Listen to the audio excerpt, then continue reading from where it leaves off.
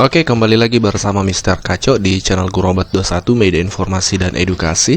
Di video kali ini Bapak Ibu kami akan share terkait informasi penting untuk teman-teman guru yang belum sertifikasi terkait program PPG di tahun 2022. Ada beberapa hal yang perlu Bapak Ibu lakukan sesuai dengan surat edaran resmi dari Kementerian Pendidikan Bapak Ibu terkait pemutakhiran data calon peserta PPG. Ini perlu Bapak Ibu pahami. Mungkin surat ini Bapak Ibu sudah terima, tapi mungkin belum paham kenapa harus pemutakhiran data ini.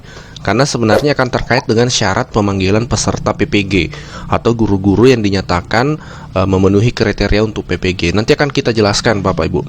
Nah, sebelumnya kita lihat surat ini. Jadi isi dari surat ini ada beberapa poin sebenarnya yang ingin disampaikan oleh pihak Kemdikbud. Yang pertama adalah Bapak Ibu perlu memutakhirkan, itu artinya memperbaharui data-data Bapak Ibu ya.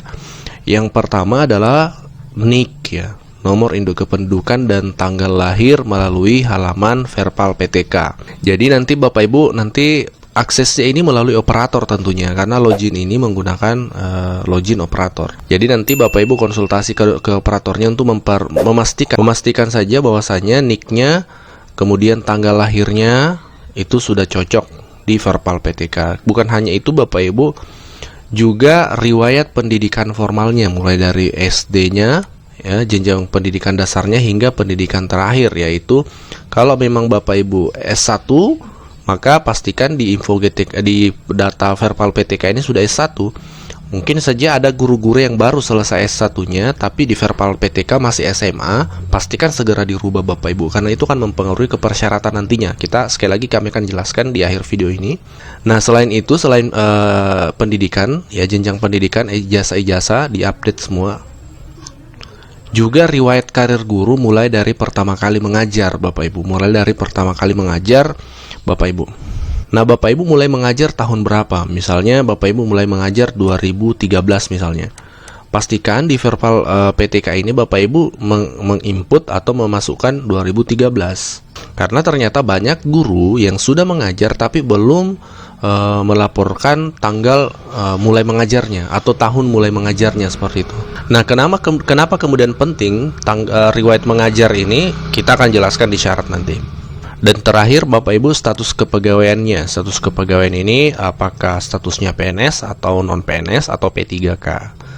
P3K sudah ada Bapak Ibu, 2019 sudah ada seleksi P3K ya, yang melalui APBD. Nah, kemudian batas waktu pemutakhiran data itu 30 Januari 2022. Pastikan sebelum 30 Januari Bapak Ibu sudah melakukan pemutakhiran data ini. Surat ini Bapak Ibu resmi dari Kemdikbud ya. Jadi nanti Bapak Ibu ketika membuka linknya ada di surat edaran akan tampil seperti ini Bapak Ibu ya. Ini nanti loginnya menggunakan akun operator ya. Jadi operator yang bisa mengakses link ini. Jadi sekali lagi pastikan Bapak Ibu konsultasi dengan operatornya untuk memastikan data sudah benar. Kalau memang masih ada yang mau diperbarui, silahkan diperbarui.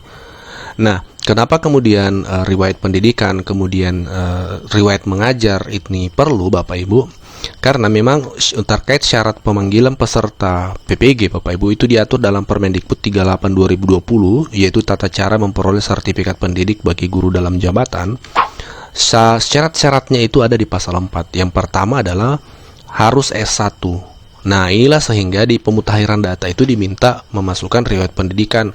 Kalau Bapak Ibu memang misalnya 2000 tahun-tahun kemarin belum S1 tapi baru menuntaskan S1-nya, pastikan Bapak Ibu segera memperbaharui di Verpal di data tadi ya, di Verpal GTK tadi untuk ijazah S1-nya, karena kalau belum S1 di Verpal tersebut, di data tersebut itu belum akan diundang PPG meskipun sebenarnya Bapak Ibu sudah S1, tapi karena data yang dibaca oleh Kemendikbud belum S1 maka dianggap belum S1. Jadi harus segera memutakhirkan atau memperbaharui.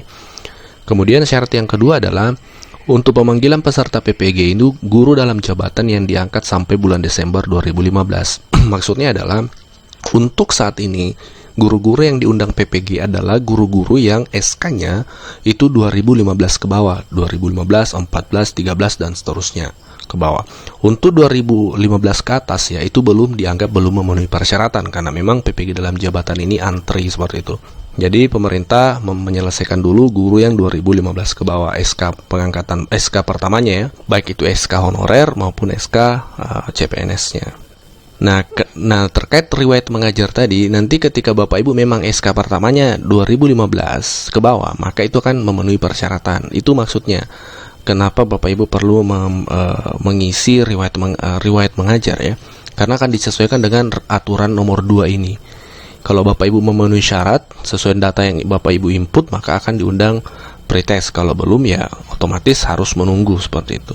Nah, ada yang bertanya nih, banyak guru yang CPNS 2018 tapi kok diundang PPG? Nah, silakan tanya ke guru tersebut. Pasti guru tersebut pernah honor sebelum diangkat menjadi CPNS.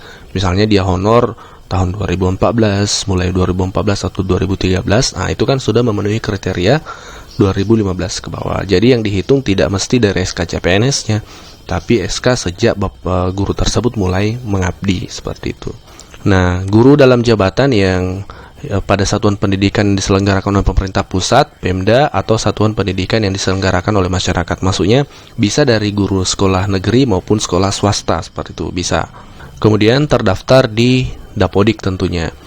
Banyak beredar informasi di media sosial menjelaskan bahwasanya minimal terdaftar 2017 di Dapodik. Ini kami belum bisa mengkonfirmasi karena rujukan kami adalah Permendikbud 38 itu hanya disebutkan bahwasanya terdaftar pada Dapodik, Bapak Ibu. Tidak ada dijelaskan mulai tahun berapa dan seterusnya. Di sini hanya dijelaskan terdaftar di Dapodik. Kemudian memiliki nomor unik NUPTK ya. Nah, ini perlu Bapak Ibu untuk mengikuti PPG harus ada NUPTK-nya. Kemudian melengkapi dokumen persyaratan nanti ketika ada undangan pretest Bapak Ibu akan mengupload ijazah dan SK pengangkatan pertamanya, ijazah S1-nya dan SK pengangkatan pertamanya. Nanti ketika ada undangan, yang pasti pastikan Bapak Ibu sudah memenuhi syarat-syarat ini. Kalau memang belum, maka silahkan Bapak Ibu menunggu perubahan regulasi. Setelah nanti misalnya guru yang 2015 ke bawah mengikuti proses, besar kemungkinan akan dinaikkan lagi, misalnya menjadi syaratnya 2020 ke bawah, seperti itu. Bisa jadi seperti itu. Untuk saat ini Permendikbud 38 mensyaratkan 2015 ke bawah. Nah, inilah Bapak Ibu keterkaitan dengan persyaratan PPG. Jadi pastikan Bapak Ibu sudah melakukan pemutahiran data di sini Perpal PTK bisa melalui bantuan operator seperti itu, operator sekolah, supaya Bapak Ibu ketika memang memenuhi persyaratan bisa diundang PPG untuk 2022 ini. Terkhusus pretest tentunya sebagai langkah awal dari pengikuti PPG harus ikut pretest dulu. Kalau memenuhi syarat akan diundang pretest. Demikian info ringkas hari ini, semoga bermanfaat. Terima kasih dan assalamualaikum warahmatullahi wabarakatuh.